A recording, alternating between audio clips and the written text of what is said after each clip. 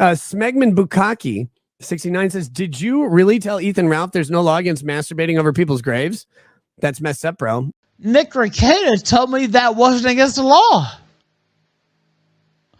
Nick Rekieta told me that wasn't against. Do you understand? Nick Rekieta told me I could come on your grave. He told me I could come on your mother's grave, and there was no problem. No, I don't believe Ethan Ralph asked me about masturbating over people's graves. And by the way, the joke I made about coming on Harry Morris's grave last night, I said Nick Rekieta was legal. That was an obvious joke, by the way. Oh, Rekieta's not mad at me, but I was joking about the Riley thing. And I said Nick Rekieta told me it was okay. It was one of the funniest things I've said all year, maybe in the last decade. Nick Rekieta did not tell me that was okay. I want to be clear. But I don't know. There is, I guess you could go look for the law about masturbating over people's graves. I think what you have to do to get to there, I haven't researched it, because again, the main answer to your question is no.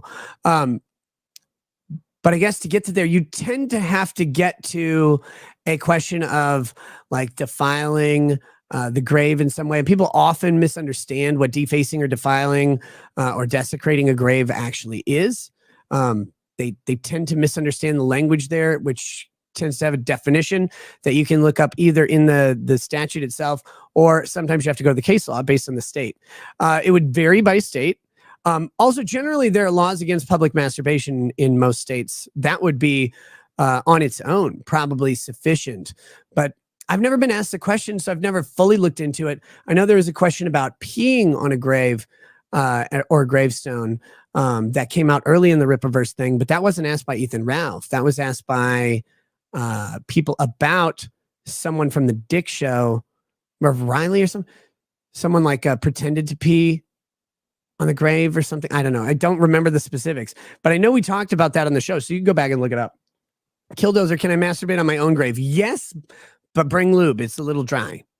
MVC says, duh, one does not jacket over a grave. A gentleman digs a small hole in the grave and jacket inside the grave. Get some ethics. Wait, why wouldn't you just pound the hole? MVC, can't you be courteous? Maybe the grave wants some too. Maybe it doesn't like to watch. It wants to be involved. Dig the hole and then just pound it straight in. Good Lord. Sleeping Psycho says, wouldn't that be public exposure? So typically, I think the law is typically called public indecency, but maybe public exposure. But those laws, okay, usually require a quote-unquote victim. Exposure laws or indecency laws tend to require a victim, which would be usually a living witness who is unwilling, right? Like, in theory, you can walk around with your pants down anywhere if no one sees you. That's not legal advice. Don't do that. It's in theory. But the moment someone sees you and is not consenting to it, and it's not an appropriate place to be, if you're walking around with your genitals hanging out, like then you've exposed yourself to someone in violation of a law at that point. But if there's no one around, technically you're not violating the law because there's no one. There's not a victim, right? So just being alone at a gravesite naked theoretically wouldn't violate a public exposure law. And again, how would anyone know if there's no victim? Like, would you turn yourself in? Because it'd be like a mirror, like, well, I was naked hanging out at a graveyard. And I looked at myself in my mirror and I was like, oh my God, this is horrible. So I called the police on me. Maybe. I mean, Fannie Willis would have to do that, I think, based on looking at her.